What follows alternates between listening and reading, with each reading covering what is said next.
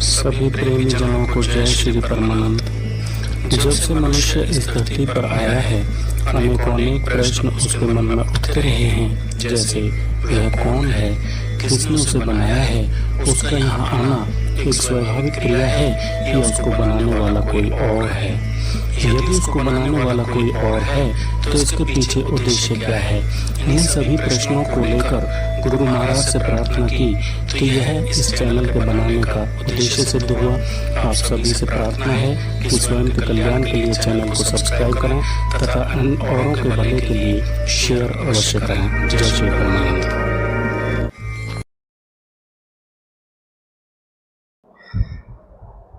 स्वागत है आप सभी का संतमत सत्संग बगोला के इस मंच पर। गुरु महाराज, आज का प्रश्न हमारे बड़े नज़दीक से है। हमारे मीडिया को संभालने वाले और टेक्निकल हेड पारस जी का प्रश्न है और काफ़ी दिन से ये प्रश्न मेरे से करते रहे हैं, परंतु क्योंकि प्रश्न ज़्यादा आ जाते हैं तो वो अपनों के प्रश्न को कहीं ना कहीं छोड़ दिया जाता है। तो बहुत दिन से मेरे से एक प्रश्न उठाते आ रहे हैं कि मैं आपसे निवेदन करूं उस पर प्रकाश डालने के लिए।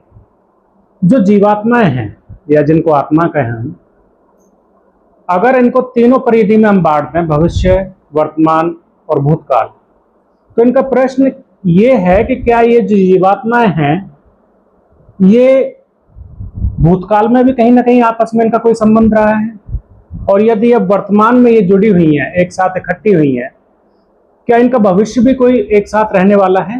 तो कृपया इस पर प्रकाश डालें।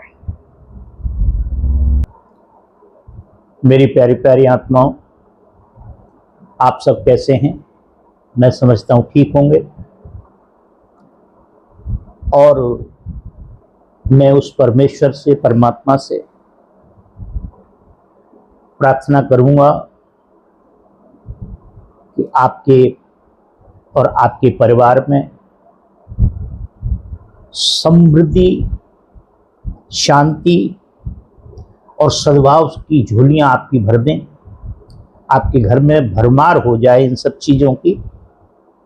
तो आज बड़ा सुंदर अवसर है कि आज हमारे पारस जी जो हमें आपसे मिलाते हैं, हम तो कैमरे के सामने होते हैं, वो कैमरे के पीछे होते हैं। तो आज उन्हीं का प्रश्न है,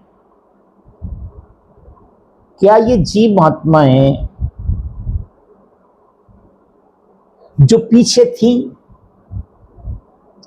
क्या इनका कोई संबंध आज से भी है हमारा, या आज हम जो सब मिले हैं क्या कल भी कोई संबंध रहेगा? जो मैं समझ पाया हूं इनका प्रश्न ये है। तो संतों के माध्यम से जो सुना समझा गया है और उसके बाद जो विचारों में और जो हमने बैठ करके साधना के माध्यम से जो अभ्यास किया और अभ्यास के बाद जो निचोड़ निकला वो ये निकला कि ये यात्रा जो है ये उस दिन से स्टार्ट है हमारी, आपकी सबकी, जिस दिन से ये जीव आत्मा उस परमात्मा से जुदा हुई। ये कह देना कि परमात्मा से निकली या परमात्मा से पैदा हुई तो ये ठीक नहीं होगा, क्योंकि जीव आत्मा न कभी मरती है और न कभी जन्मती है। तो जिस दिन ये जीव आत्मा परमात्मा से जुदा हुई, परमात्मा से इसके कौल करार हुए, और उसके बाद ये जीव आत्मा निरंतर किसी न किसी रूप में हमारे साथ चली आ रही है। तो ये बात पहले मैं समझा दूं कि ये हम पहले भी थे आपस में, आज भी हैं और कल भी रहेंगे। कल थे, आज हैं, कल रहेंगे। ये बात हमको मालूम नहीं थी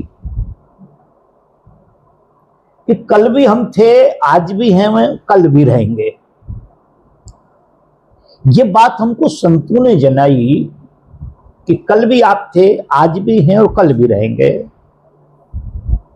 तो कल जो जा चुका है वो हमारे हाथ में नहीं था,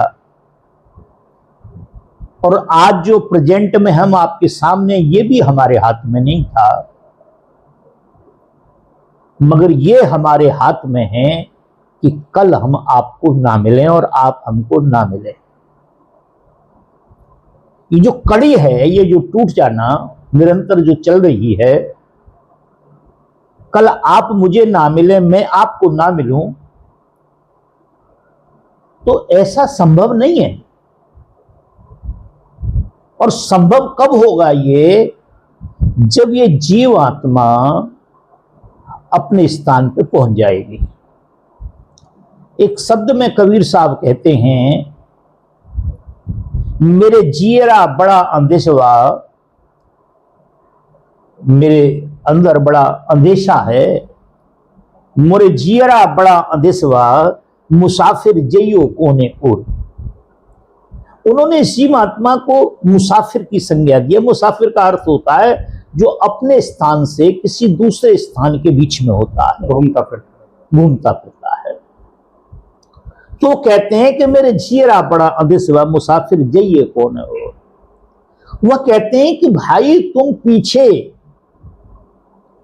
अज्ञानवश तुम्हारे जीवन में कोई संत का आगमन नहीं हुआ, तुम्हें ज्ञान प्राप्त नहीं हुआ। नहीं तो अगर पिछले जन्म में आपको कोई संत मिल जाते और यदि भजन सुमरण हो जाता, आपको ज्ञान हो जाता, तो ये जन्म हमारा आपका नहीं होता। मगर मैंने कहा कि वो हमारे हाथ में नहीं था और ये भी हमारे हाथ में नहीं था। तो आज वो ये कहते हैं कि मुसाफिर जइयो कोने और। आप कहां जाएंगे? क्या आपको दिशा मालूम है? तो हमें क्या करना है कि संतों के बताए मार्ग पे चल करके उनके अनुसार हम बैठ करके भजन सुमरण के माध्यम से उस परमेश्वर रूपी अपने आप को, उस परमेश्वर रूपी जीवात्मा को, उस राम रूपी जीवात्मा को, उस ओम रूपी जीवात्मा को, उस वाहेगुरु रूपी जीवात्मा को, उस खुदा रूपी जीवात्मा को, और आप अनेकों संज्ञाओं से आप उसे नमाज सकते हैं, जो भी आप जो भी नाम देना चाहें। उस जीवात्मा रूपी परमात्मा को हम उस माध्यम से जानना चाहते हैं कि मैं कौन हूं। कि जो बारंबार आता हूं, बारंबार चला जाता हूं यहां से, वो आखिर मैं कौन हूं। तो जो इसमें मूल प्रश्न है वो ये है कि हम पहले थे, आज हैं, कल रहेंगे। तो मैंने ये कहा कि कल नहीं मिलना है हमें, तो हम पहले ऐसे समझें, कल हम कैसे थे, आज हम कैसे हैं।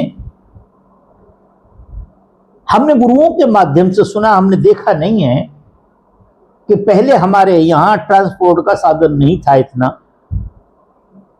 तो जम्मू कश्मीर में, हिमाचल प्रदेश में, उत्तराखंड में जो इतने भी पहाड़ी क्षेत्र हैं,